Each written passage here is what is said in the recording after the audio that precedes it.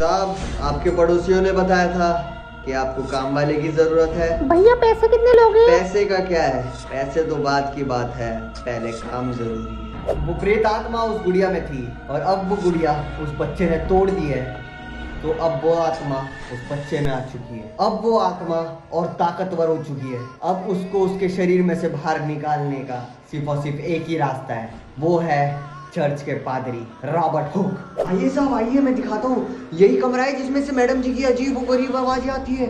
न जाने कैसी कैसी आवाजें आती है। मैं आकर देखता हूँ रात को, कोई नहीं दिखता मुझे। अजीब व गरीब परछाई और चलती है इसमें। मैंने मैडम जी की परछाई देखी थी रात को कमरे में। मैडम जी की किसी ने टांग उठा रखी थी और मैडम जोर जोर से चिल्ला रही थी, आ बचाओ बचाओ। मैडम चीख रही थी, चिल्ला रही थी, रो रही थी। मैं गया भाग के, वहां पे देखा परछाई के अलावा कुछ नहीं था साहब, कुछ नहीं।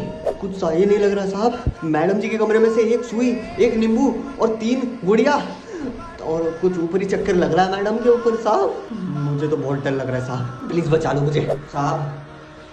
साहब मैं काम छोड़ना चाहता हूँ साहब, मैं और नहीं कर सकता साहब।